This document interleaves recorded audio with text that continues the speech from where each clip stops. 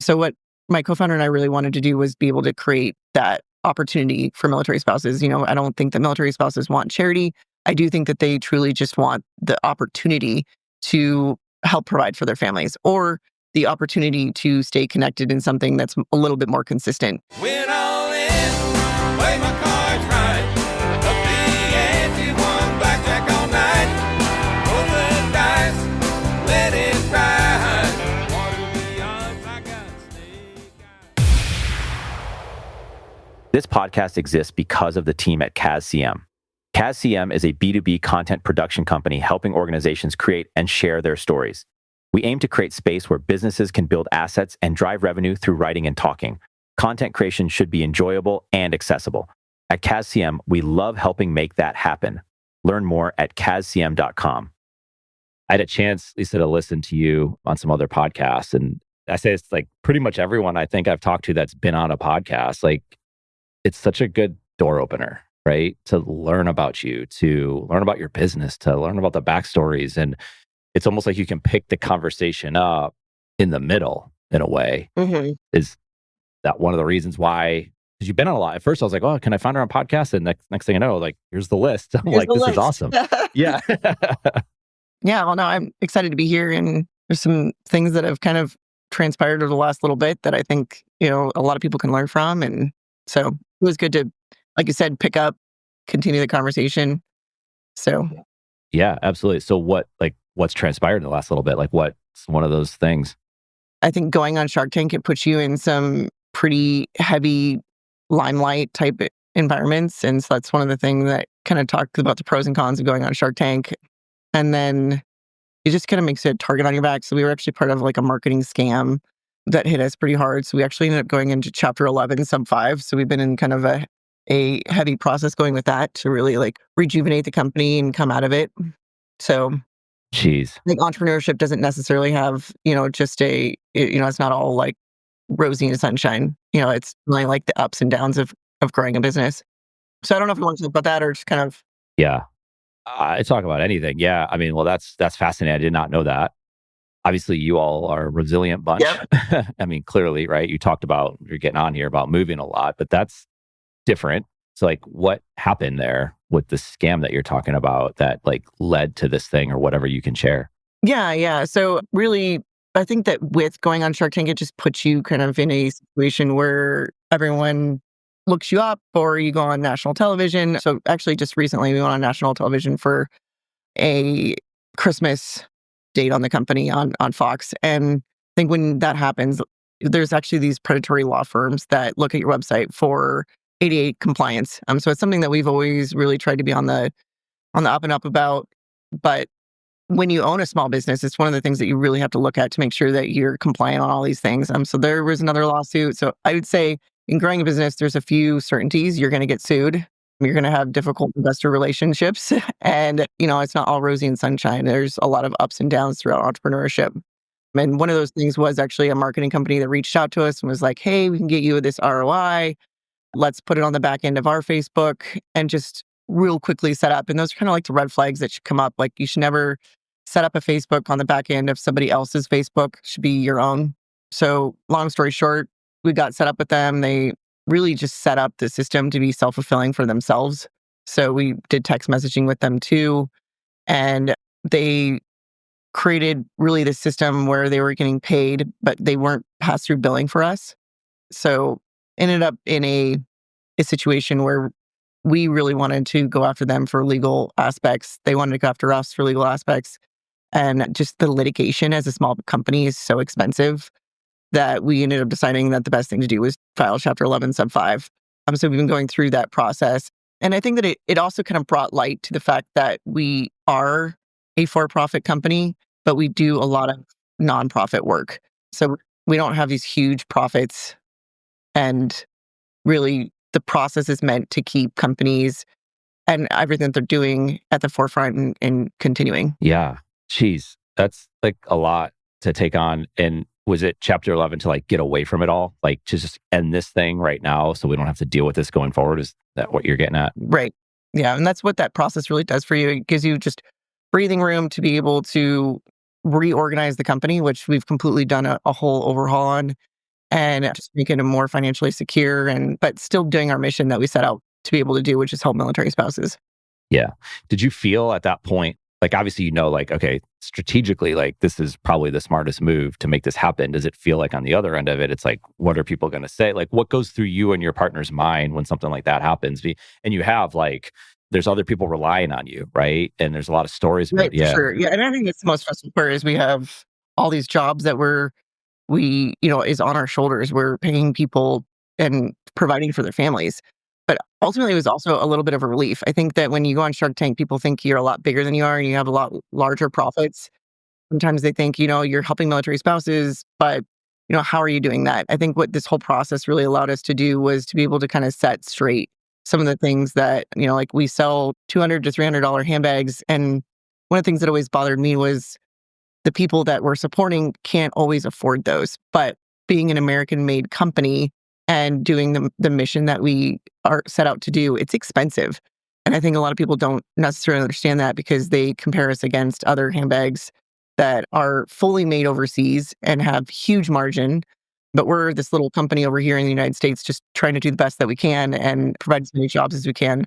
So ultimately, I think the process was actually a little bit freeing to be able to explain to people that, we are doing our absolute best. By all business standards, we shouldn't be here, but it's the determination and it's part of our customers that we are here today. yeah.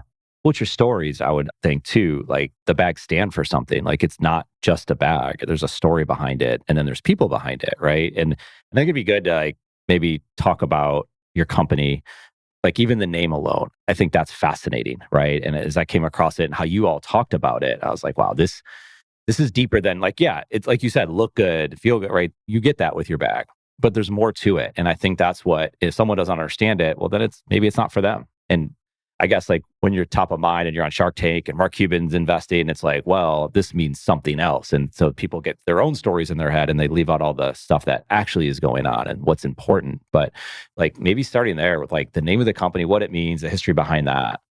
Yeah, yeah. So my co-founder and I were military spouses, moved a lot. I've moved 14 times.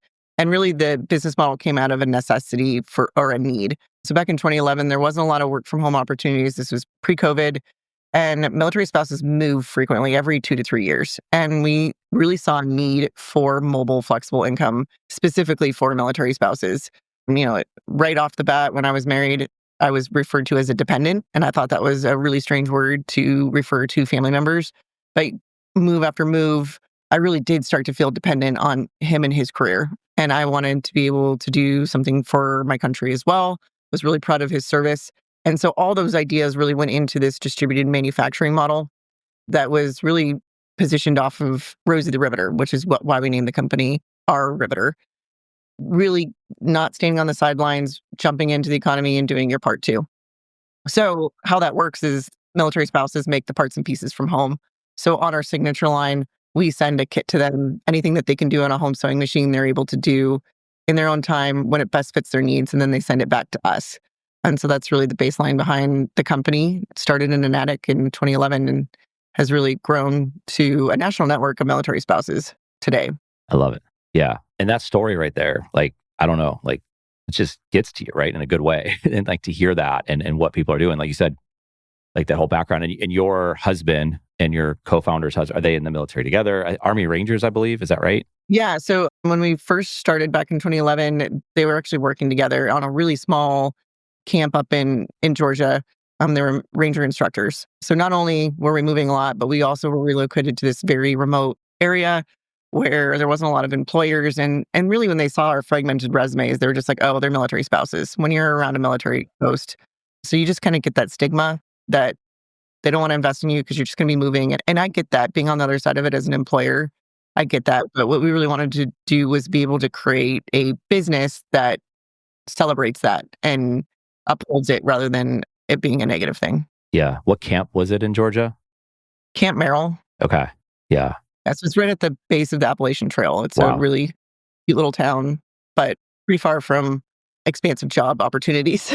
Yeah. And, obviously the internet's here then in 2010, 2011 timeframe, but not like it is post COVID with the connection. Like here we are, we can see each other. You're in, Columbus, Ohio, I'm Charlotte, North Carolina, and this is very easy people weren't doing that. Right. 2010, 11. It was kind of like, what do you mean we're going to get on a video? That seems super stalkerish, right? Absolutely. And that's one of the best parts of being post-COVID is, like, I think that we're not the weird people that are asking to do a remote video. So we really helped invent or help really forge the remote work environment. Not only was our manufacturing line remote, but also our entire administrative team was remote, since back then. So I remember making it a mandate across the company that you have to have your video on during calls. And that was just such an odd thing for that time period. Yeah. Yeah. And I'm sure there's like reluctance for that. And then eventually like that became the norm. Correct. Yep. Yeah. I was having a phone call with someone. I'd never met this person before, and we had scheduled it. And then I remember I was going outside and I took a walk, and this is probably towards the end of like COVID, like during restrictions or whatever. And he's like, I thought we were going to do a video call. I was like, I thought we could go old school and like I could just talk on the phone and take a walk because I'm tired from the video calls for the moment. Right. But, to the idea of like, yeah, that's. No, it is strange. But someone's like, let's just do a phone call. You're like, wait, what? Like, what? Yeah, exactly. I mean, it's that alone. Like a lot of times people talk about innovation and like technology. A lot of times innovation is just in the ideas and the thoughts of, hey, this is the type of thing that we want to create, to like look back to think like that was 2010, people weren't doing that stuff. And here you are really coming up with this idea that's just bigger than, hey, let's make bags because we really like handbags. Like, of course, right? But there's more to it. Yeah, and I think that sometimes it's actually the reverse of technology, going back to connection and storytelling. And although we had to use technology in order to build our business model of that remote network, the reverse side of that was actually taking steps back and reconnecting people. So knowing where your products are made, being able to tell the stories about people, and really telling the story between generations too. I think during World War II and the military spouses of that time period, you send your loved one off and all you have is letters to really connect to you. And so I think remembering that and putting it at the forefront of what we do and why we have what we have today through being huge supporters of our military is really at the core of our company. Yeah. And it's needed. I mean, these stories, and you talk about World War II stories where like that generation, right?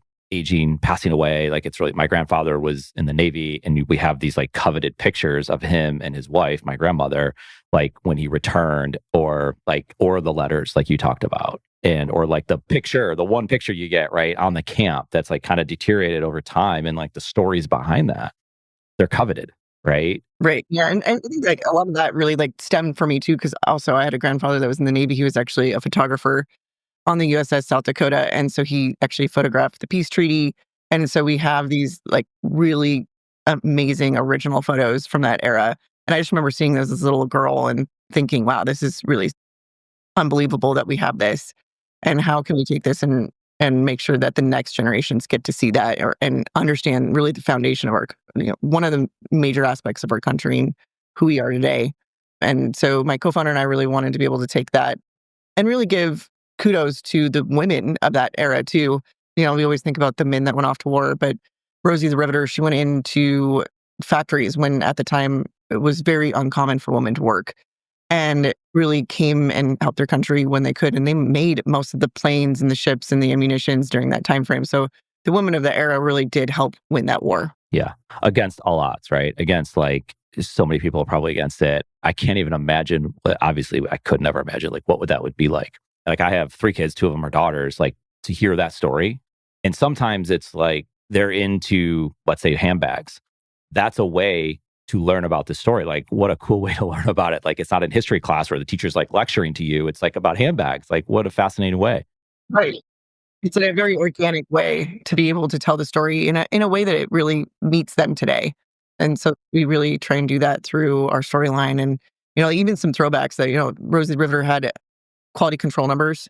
Each of them did, and they actually wore them on buttons. So what we do to really bring that through today is that every one of our makers has a Riveter number. Actually, every single one of our employees, every single one of our makers has a Riveter number. And it's a way that we're able to put it on our handbags, the parts that they make, and display them on our website. So you can go to read each and every single one of those women's stories and how they participated throughout the business model. I love that. Yeah. I'm taking my daughter, we've seen it a bunch, and she's seen it a bunch, see Hamilton tonight, right? It's in town. And it's like, it's what you just said about, it's a way to like meet the kids where they are today. And maybe unintentionally, I have no idea, but it's like, imagine someone being influenced and wanting to study history as a result of seeing a musical that they saw. Like, that's just And it's different, but it's similar to what you all are creating. And you don't go to all those lengths of like giving them the Riveter number, right? Without that passion, without that enthusiasm for this thing that you all have created, and that other people get to join a part of the story. Because I feel like you're obviously the creators of this company, but other people, whether they work for you or they're buying your bag, are a part of that story. Right. Absolutely. And I would imagine that's such an appeal for everybody. Well, and just kind of inspiring love for the land that we live on and the freedoms that we have because of our military. I think that a lot of times they get so political, but for us, our Riveter, it really is just, a way of life, a way that we live on a day to day. I remember after 9/11, my family tried to go get a new American flag, and you literally couldn't find one. Everyone went out and bought new flags, and that to me was the beginning of really just knowing what it should be to love your country. And so a little bit of that every day goes through on each and every one of our products that go out to all of our customers as well. It's just a reminder that, it doesn't have to be political. It can just truly be proud to be an American. Yeah, I love that. That's 100% right. There's a couple of things. One is the compliance side of it, going kind of back before when you're starting a business and you have all this passion, you have all the excitement, and you're making bags, and you're selling bags, like all this stuff's happening. And you're like, wow, here we go. And I've always found it fascinating that there's so much that gets in your way, right? Whether it's a scam, but even if it's the most basic thing, I'm talking about paperwork, or you didn't file this form, and there's some new business form that just came out. You probably saw it last year. Like you had to file this thing, and if you don't, you could get fined. I drawn a blank on it because there's too many to remember. But you do it and you figure it out. And I've come to actually enjoy the process a little bit, maybe in a weird way, because it's like, wow, like I get to do this stuff. But I also understand how frustrating it is for business owners who are building these things up. They're being entrepreneurs. And it's like this country was founded on entrepreneurs, like people who are immigrants. They came over here and they love their country. They want to build stuff up. And it's like, hey, let's make it the most difficult thing that they could do is starting a business, right? Like, what has that journey been like for you all? And obviously, you hear what I'm saying, like what's coming to mind for you? Right. Yeah. I think that it's really difficult to be in that like medium space where you're not quite big enough, but you're not small enough to kind of not have to do some of these things. And that's kind of where we are as a company. Is you really have to, like, sales tax is getting so complicated now that even small businesses, just the administration of it is very difficult. And a lot of it is that we try and be in a lot of states so we can be more applicable to military spouses. So that adds a lot of complexity and administrative burden to us. But you're right. Entrepreneurs usually are starting out of a passion or a reason for being that maybe isn't all this administrative work. And I think that the best entrepreneurs either find people that really enjoy that, or part of their brain really works well that way. Since I was 13, my dad made me have a QuickBooks account for any little hobby I was doing. There you go. So that really, for success is you really practice like you play, and just kind of set me up for realizing that this isn't all about just the revenue side. It's also about making sure that you have these administrative T's crossed across the way. But then there's always something around the corner that you just don't expect. And that is also the ups and downs of entrepreneurship that also is very engaging, and you never get bored. Yeah. Do you and your business partner balance each other in that way? Like you're the ones doing the QuickBooks and are thinking that way, and she's out here doing, yeah, okay. For sure. Yeah. And that, like, really since the beginning, we had different core strengths. She was by trade because she had a master's in architecture, very spatial, very good at designing and really the static side of the business. And I really understood more of the business side, all the things that we had to do from HR to legal, accounting. So we always said that I'm spreadsheets and she's watercolor. Yeah. So it was a great way to really begin the company and continue to grow. Was it hard to find that balance? Because she's like, hey, watercolor, let's go do this type of thing. And you're like, hold on a second, like rein it in. Yes, for sure. It's definitely like a very unique balance over the years, and can definitely cause some pain points. Ultimately, it's about communicating and making sure that you, like, really, accounting is the language of business. And I feel like through accounting and through the lens of accounting, you either have the money to do it or you don't. And that really is the great balancer of all things. Yeah, so true. When you all are getting started and your husbands are overseas, and today, kind of like during COVID, this started to come out, the loneliness epidemic. This is everywhere, right? And I think it's a real thing. You go to college campuses, and one of the big things post COVID was getting the students to come out of their dorms or out of their apartments. And that's difficult, right? And technology became so easy to do. And there's a lot of great things. I'm not shitting on technology at all, because I think it's a way to connect with your people, right? In a good way and potentially a bad way. I cannot imagine what that is like, talking back to World War II and all you had was letters to exchange with people, but like what that's like when your husband is overseas and then you have to find other people to connect with. And a lot of times I would imagine it's other spouses in that area. And I think this gives purpose to a lot of people. It probably gave it to yourselves, and you're giving it to others, spouses as well today. What is that like when you think about that to say, and I don't know exactly where that goes, but I just know it's a big deal today, but it's been a big deal forever, right? Or we're going back 100 years. What is that like? And where do you find that connection to say, hey, this, like, what do we do? Because you could be the victim, right? But I don't see that in you all of like saying, well, woe is me. Right. Yeah. I think like for us, it's a lot of identity. So how do you get your identity? What gives you fulfillment? And a lot of times that's in what you do. So many times I will be in a scenario where it's very casual for them to ask my husband what he does for a living, but it's almost like I don't even want to ask her because I don't know if I want to offend or if she works or not. And ultimately, it's not about working. It's about that identity of what you do to approach and go into the world and be a productive member of society. And then how do you label that yourself? So what my co-founder and I really wanted to do was be able to create that opportunity for military spouses. I don't think that military spouses want charity. I do think that they truly just want the opportunity to help provide for their families or the opportunity to stay connected in something that's a little bit more consistent than the military, where you have all new things. You have new doctors, new community, new schools for your kids. There's just so much change that having a little bit of consistency can mean so much in that world. So a little bit of connectedness, and also how do you perceive yourself? Because first of all, you have to be, self-confident in yourself. So how do you gain that purpose, whether it's volunteering or working, and really having that identity for yourself? Yeah. You said self-confidence, and I'd imagine there's a lot of uncertainty, right? Because you don't know what's happening overseas, right? So there's uncertainty there. There's the outcome. When's he coming back? Like maybe there's a date. I don't know. But how is he coming back? Like what's that going to look like? There's all these different things. Talk about your husband specifically.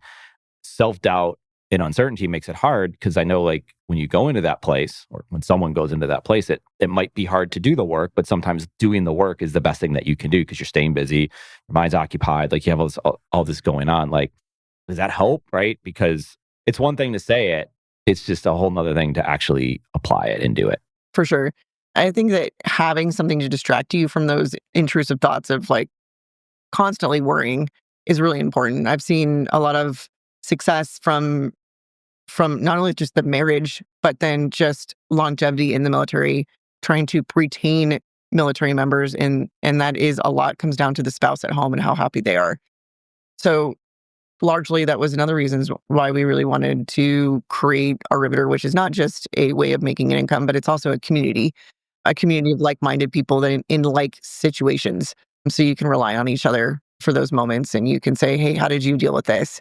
But it's also keeping your mind busy, which is just very important in today's world. And I think it's always a balance. Like you said, when World War II, when they went overseas, they lost connection with their spouse, but they probably engaged heavier in military spouse community or the communities around them at the time. And I think that the same thing needs to happen, post-COVID, where we have that isolation, where maybe you work from home, but now you need to balance that in some way in a real human face-to-face mentality. Otherwise, you can truly just get that isolation. I definitely noticed it over the last 13 years working from home. You definitely need to balance that with some other portion of your life. Yeah. Sometimes just getting out of the house. Last night, I have an office here, but I also work from home and do both, be remote, whatever. And it's weird because like the day just goes, right? And I was just like going, and it was a great day, and a lot of good things happened, whatever. And then I saw my family and hanging out and doing all that kind of stuff, make dinner. And it was kind of later. I'm like, there's a gym. Like, I'm going to run to the gym. Like, I got to get around people. Like, even if it's for 30 minutes, like, I think it's just super important to do that type of stuff, because those days stack, and then it becomes easier and easier to just stay in your room, stay in your home, right? Yeah. It's like at first you don't want to create yourself a schedule because you're working from home, but like you have to. Otherwise it can, like, some days I don't even eat lunch because you just get into a rhythm and just knocking out. work, but really just for that mental health and for that balance of working from home, creating yourself a schedule and sticking to it. Yeah. You talk to your team about that a lot? Yeah, definitely. Especially for people that didn't work from home and they are now starting working from home, Yep. really talking about creating that schedule and sticking to it. And not only that, but we don't really have any boundaries anymore because we have these electronic leashes. So work and family life is now so intermingled that there's not really that clean, like, oh, I'm going to clock in at 8 and clock out at 5. So it can really just completely take over your life. So really trying to create those schedules of, okay, the beginning of my day is going to be this. Of course, if I need to plug in, that's okay. But have those major blocks that you're stepping away from your computer and having that interconnected real human interaction really, I think, is the key to success in working from home. Yeah. How do the spouses find you, this community, right, to become a part of it? And is it just out there? Is it social media? Is it being on a podcast? Is it someone told someone and they found out, right? Yeah, well, after actually Shark Tank, we had 2,000 individuals reach out and say that they were looking for this type of ability to work from home and really just have that opportunity. So we've had just a large list that we've worked through. Of course, like once you have one, then they know individuals that want to plug in. But one of the things that really bothered me was that our business model up until really 2024, the only way that we were really able to create opportunity for military spouses was in our distributed manufacturing line. So you really had to be a skilled sewer or seamstress in order to take advantage of our opportunities. And so in 2024, we released our first Get Back model, which helps military spouses start and grow their own business that maybe isn't related to crafting or products. And that was really huge for me because I was not a very good seamstress at all. Yeah. In fact, I pulled a handbag pocket upside down once. So Yeah. early on, I was fired from it. Yeah. So Yeah. this part of the business was really an important measure for me, being able to expand our ability to help military spouses. Yeah. So it's constantly changing, right? I mean, you said 2011, you just mentioned a big inflection point in 2024, right? 13 years later, you're like, we're still changing. We're changing the game. Right. And I think that's a key part. I think so many entrepreneurs get so stuck on if you change your original vision of the company, you're failing, but it's completely the opposite. The world is constantly changing. So your business has to mold and evolve as well. Yeah. How do you prevent it from changing for change's sake, right? I don't know if your business partner said, oh, wait, with this new idea today, because I would be like that, right? Like I could come up with 12 different things and let's start working on it. Next thing you know, you're like, which direction are we going? And then you got to rein it in, whatever. But how do you manage not getting ahead of your skis? But especially for entrepreneurs, I think entrepreneurs generally really like change and they actually seek it out. And so there's really this balance of, being strategic and then also just, and the other side of that pendulum is taking advantage of every single opportunity. And I think early on, you have to say yes to things. I remember really deciding, like, is Shark Tank really something we want to do? I sat down with a business advisor and he said, if you want to grow this business, like for a while, you just need to say yes. You need to do the opportunities in order to grow and get your name out there. And that was kind of the advice that had us take the plunge into the tank was, this could be bad for the business. It could be good for the business, but we just need to do it and see where it goes. But then eventually on a company's lifespan, you need to start being more strategic and saying, not just following every single shiny light or shiny object. You need to be rooting it back to what is the core of the business and what are we trying to accomplish and making these strategic decisions from that. Yeah. I like how you talked to someone else and got some feedback. Like you took yourself out of the equation a little bit. Listen, whether you take that person's advice or not is different, right? But you like hear what someone else has to say. You're like, okay, that makes sense. I can do that. And I think I heard you say like, you're going to go on Shark Tank. You're ready to go. There's two things happen. One is you met with a team and you what do you call it? Like you had a mock trial, right? Almost beforehand. And they said, 11 people said, I wouldn't invest. So you had to change everything, right? Right. And this is like 2 weeks before. Yeah, we've had a couple mock tanks. I think we spent probably more time than any other history of Shark Tank contestant prepping for the tank. Up until that point, we were really, for less words, a hobby company. We were only $300,000 in sales.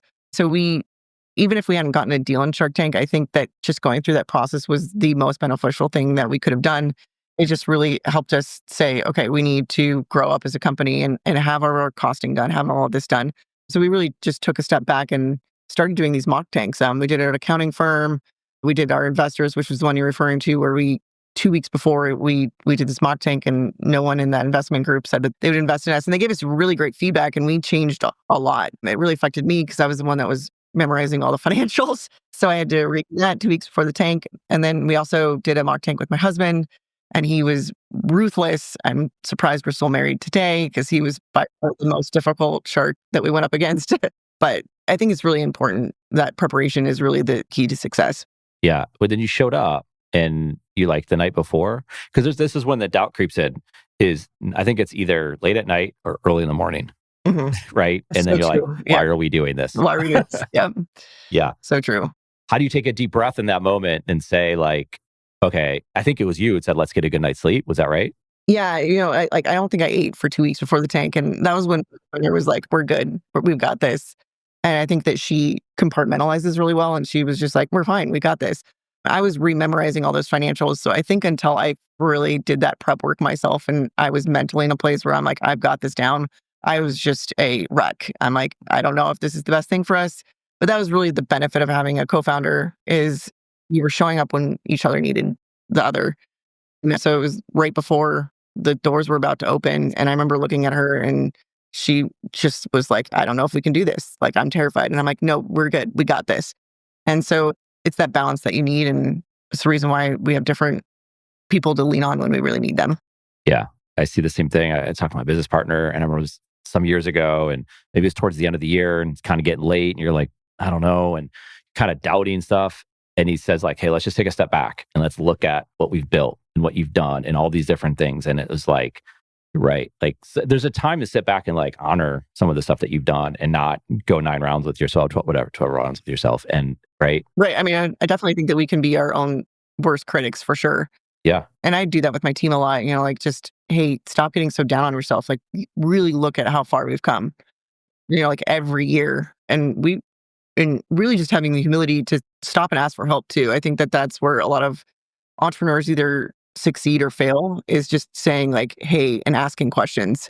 I think a lot of people don't want to ask questions because it makes them look like they don't know or gives them a weakness. But I'm a huge proponent of finding people that are experts in that field and just asking questions, because an entrepreneur's best asset is taking that information and really reorganizing it in a way that it's applicable to your business. Yeah. When in 2011 to now, I feel like the payment platforms have like multiplied, and they just come out with new ones every day, right? And it's like you go to your phone, you're like, what am I paying with, right? I don't even know where this money's coming from. And, running a business like you all run, like that's a big part of what you do. And then like Square and all these things, and there's different taps. And I go to different grocery stores, like, I don't even know how to pay you right now. Like, just here. What is that bit? I mean, that's entrepreneurship, right? That's just like new things entering, and it offers a lot of convenience and a lot of confusion and probably a lot of different calls you have to have with all these different companies. Like, just that alone, what's that journey been like? Yeah, I think like one of our first decisions, and I'm not sponsored by Shopify in any way, but like one of our first decisions, like within the first 3 months, was to start a Shopify store. And I think that once you take that step, it really just kind of seals your fate on a lot of things until you're ready to switch platforms, because there's a lot of fees involved in that. So really what they offer as far as payments is really what you're able to offer. We were happy that we made that decision, because when we went on Shark Tank or we've been on national news, if you don't have the right website platform, it can actually crash your site. So we were very fortunate to have made that decision, and our entire foundation of our company was really built from the first 3 months of the company saying like, hey, let's go start a website on Shopify. Yeah, because if you lose that trust and the site's down, and then I'm giving you a credit card or you have my Apple Pay or Google, whatever that is, it's like, I don't know where the money went, the approval didn't go. I mean, we've all had that experience and it's terrible. And you're like, I want my money back, right? I'm done. I don't want to shop. I'll just go to Amazon. Right, for sure. And that's something that I will not even begin to, like, customer data and payment information, like that is not my core competency. I'm going to go to a company that's going to handle that and ensure that it's safe. So I think that being an entrepreneur, it's also knowing what is your core competency and what are you trying to do, because you can't do everything. So what is it that you're trying to accomplish, and then hire out the other aspects.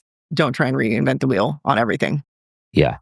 Going back to like what I first started bringing up, and like hearing you on other podcasts and YouTube videos and all that, you can't do everything, but here you are sitting here, we're like talking for like an hour or something along those lines. And that's a lot of time, right? And you've done this over and over again. You'll probably do more of it. Like, why do all that?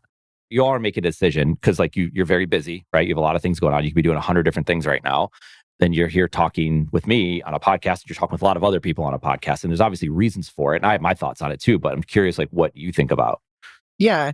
I think for me, the benefit of storytelling, not only for the business, but also for helping other people starting their own business, is such a key component of what we do. So taking the time to stop and reflect is such an important aspect of giving updates to your customer base and new customers, and really just out there telling what you're doing and how you're doing it. I think that creates a connection that is superimposes over up just a product that's out there. And it's also what separates us, right? It's about the storytelling and about making that human connection. And really, there is no more important thing that I could be doing with my time right now. Yeah, that's awesome. And it's hard to figure out what the return on that is, right? Like Right. it's a very difficult thing to, I don't know, right? Felt right. Absolutely. Yeah. And sometimes you just have to be willing to do things without having a data point connected to it. Yeah. And I think that's so much about the ability to get your name out there as a company, or what you're doing is just taking the time to do these things, even though sometimes you don't know the results of it. Yeah. Well, I could say this, like I showed up in my office, was doing something before, it's on my desk is one of your bags, right? I mean, you all had shipped us a bag. Like how kind is that? It's amazing. Give it to my wife. She'll wear it around. People are, what's that? But maybe nothing happens from it. But it's like putting the good stuff out there, I guess, right? Like it's, again, it's another story. Right. Yeah. Just putting the good things out into the world. And I think that's the difference between wearing a name brand for whatever that means. It's not really a conversation starter other than a price point. Oh, I know that she bought that at that price point. The difference between those handbags and ours is that there's just a whole human element behind it. There's the whole, like every time you pick up an R.Riveter handbag, you're really picking up 12 other women who went into making it, producing it, sharing it. And it's just, you can attach what you believe in onto the things that you carry every day. There's this whole thing about fast fashion, and the clothing that you choose to wear is really, really your chosen skin. Like you are putting into the world what you believe in, what you want to look, how you want the world to perceive you based on the fashion that you're wearing. And for our Riveter, it's not just about how the handbag looks, it's how it was made and what it stands for. Yeah. It's amazing. My business partner was in the Air Force. A lot of his friends went in the military, talks about all these stories, spouses, just wow. Like he'll be moved by this. And I told him beforehand, and I'd shared with him who I'd be talking to today. And he was just like, I could just hear it. Like how, like that story. And he's the finance guy, right? He does sales, he does a lot of different things, but like that got him. And it made him reflect on other stories that he had had. And I know that will have that type of movement, that type of emotion. So it's like, anyway, that just like aside, but Yeah, I mean, look, I think if I do one thing throughout this business, it's at least having someone to stop in a very busy and just chaotic world that we live in today and just have a conversation. One of my favorite stories was two women that were passing each other at Aldi's of all things, and they had a conversation about the military members and their family. And that one conversation is so worth it to me, that they were able to share what they were proud of. In both these situations, it was a son that just went to boot camp. And I just love that they were able to share that moment in time about something that they're proud of. yeah. Well, I can tell you right now, like just having that conversation with my business partner, like that just happened, right? Like him being busy, him having like this on the before it, this after it, that he paused and he reflected, and he will talk about it. He'll ask me about it. Like there'll be multiple moments for him throughout it, and be a lot of other people that I know that will want to hear this, and they'll stop them, and it'll give them reflection and have a lot of emotion as it relates to it. So Yeah, it's like, I don't think that there's products out there that have so much emotion tied into it. I was in a pop-up and had a gal come in, and she just was bawling. And I'm like, wow, like what happened? And it was just the physical. I think we connect a lot with physical things, like we have memories attached to them. And so to be able to come in and talk about her family in the military, and I think she had like 12 different people in the military, and just being able to make those connections and talk about it, it just really meant a lot to her. And we have actually an heirloom line that really came out of that whole entire idea, is that we have these uniforms in our attic, usually from grandparents, or maybe even some connection with the material that we have memories tied to. And so we can actually take those uniforms and make it into a custom handbag. And I just love that they're not just sitting in an attic, they're out there telling their own story, and they have a whole nother wave of life as second life. So in a world where we're repurposing things, this is also has the added benefit of going out and telling a story. yeah. Absolutely. Well, you talked before, you lived in 14 cities, and there's a lot of resilience in all the stuff that you're talking about. And I don't know, like, have you enjoyed, obviously you enjoyed it. I don't know what the question is necessarily, but like moving a lot, like what's that been like? Because like, even like we talked about earlier of being active and getting out there and meeting with people, like you go to a new city, like you're changing circles, you're changing communities completely. Like you're in Georgia and Ohio, like very different places, different climates even. Yeah, Like, what is that? What is that like? for sure. Well, a lot of the reason that it happens is out of necessity. So you don't necessarily have a choice. But I do think that eventually you see so many benefits from it that you actually look forward to the next move. I mean, I've been in Columbus now for, I keep saying 5 years, but we've been here 8. And it's amazing how those years just keep rolling. But like, I'm actually looking forward to the next move because you start to see the benefits of it too. You meet new people, your kids get the dynamic of being in a different location and seeing what that's like and going into schools and making new friends. And those are life skills that you can use in so many different facets. But I think that it does take a lot to be able to do that. And a lot of, actually, I would say self-confidence. And I think that a lot of that also came from just growing up. I grew up in Montana and just the people around me were so resourceful. You can't just go down to the nearest city and have them come out and fix whatever you need. You've got to be able to fix those things. And you need to have, through replication, the self-confidence to know that you can do that. And I think that a lot of that idea or that mentality of self-reliance and self-confidence also goes over to the multiple moves. And military families are resourceful and they have to figure it out because there's no other choice than to move and really just start over at every location that you go to. Yeah.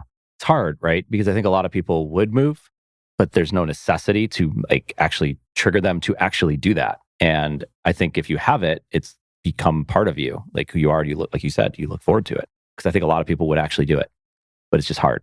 Yeah, it is hard. And I think you need that push, right? Like, why do it if you don't have to?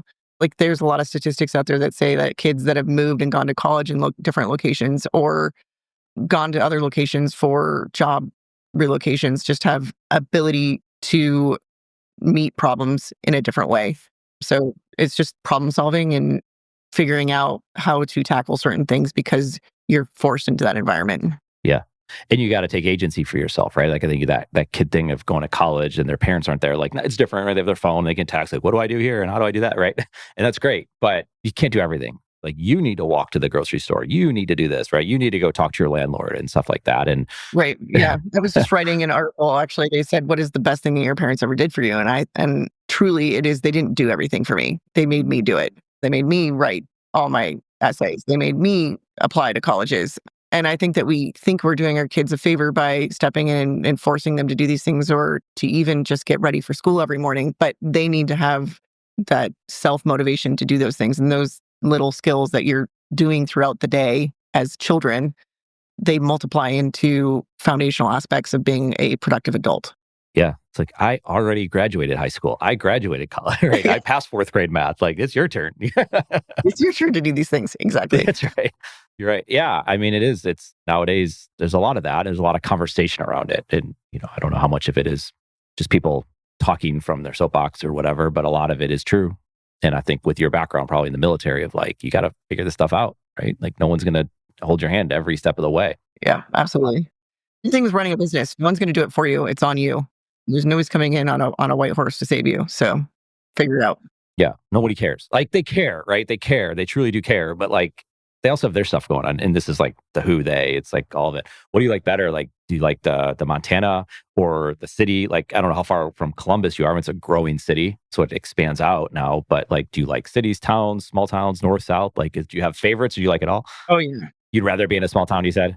Yeah. Oh, I love rural. I graduated in a class of 30. So sometimes when you're like, what aspects of my upbringing do I want to replicate for my children? That was a huge part for me, is just being in a really rural environment. And I felt that had a huge part of my upbringing and really, really that tenacity to move 14 times or some of those things that are drawn back to that. But then there's also, finding a job in those rural locations. It can be difficult. Like, I think everything has a balance. Now it's changed so much too. Now you can be remote and work remote, right? Like, you can live in Montana and work for Google probably, right? It's like, right. Yeah. So much has changed, truly.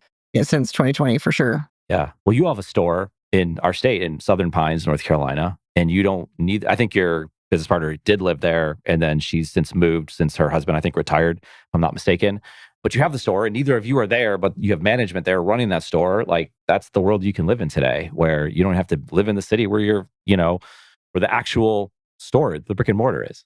Yeah, it's crazy how that was one of our biggest fears was her moving from that area and like, how are we going to run a retail store? That's really just like the benefit of leadership and making sure that you put key people into those positions. So you really can be anywhere. But then I will say the reverse of that is that so much of our online sales come from the halo effect of having a retail store. There's nothing like the connection of walking into the store and seeing products in person. And where a lot of retail is dying, that so many companies are going out of business, our retail store has just done so well. And I do think that it's because we are putting the emphasis of connection and looping in the necessity of going into the store and seeing products in person, but also having those conversations with our retail store staff that is all has military in their families. Yeah. There's a trust factor, right? There's a trust factor of trusting the people that are going to do the job, and you don't have to babysit them. You don't have to hold their hand and micromanage them. And then there is, for the customer side, to be able to walk in. I've done it myself. Like, sometimes you're like, I don't know, I've never heard of this brand before. It looks good on the thing, but then we get products, you're like, this is terrible. But then when you can go in there and touch it and look at it and talk to people about it, like, it changes the dynamic completely. So I could totally understand that. Right. Yeah. And they call it the halo effect of having a physical brick and mortar retail store and then how that affects your online sales. It is pretty staggering. I'd say that like 35% of our online sales come from just the state of North Carolina. Wow. That's very cool. Well, when I'm over there, I'll definitely stop in. So where do we learn about your company, connect with you? Where is the store specifically? All that kind of stuff. Yeah. Yeah. So R.Riveter.com. So after Rosie the Riveter, that's how you can remember it. R.Riveter Bags is our social handle. And then our retail store is in Southern Pines, North Carolina. It's a really cute little golf town. It's really a molding of a lot of things. There's a lot of military there outside of Fort Liberty, and then also the really like golf mecca of our country. So it's a great place to visit and come in and see our store and meet our staff and how the company's really affected their lives as well. Yeah. Well, this is amazing, Lisa. I mean, I talk to a lot of people, a lot of entrepreneurs and all this, and like, this story resonates with me. I know it's going to resonate with a lot of people that listen to it. So, and your bag's on my desk, and I'm very appreciative of that. I can't wait to tell more people about it, but thank you. Yeah. My wife loves it. Thank you. Yeah. This is a Quiet Loud Studios production, the podcast network where reflection meets amplification.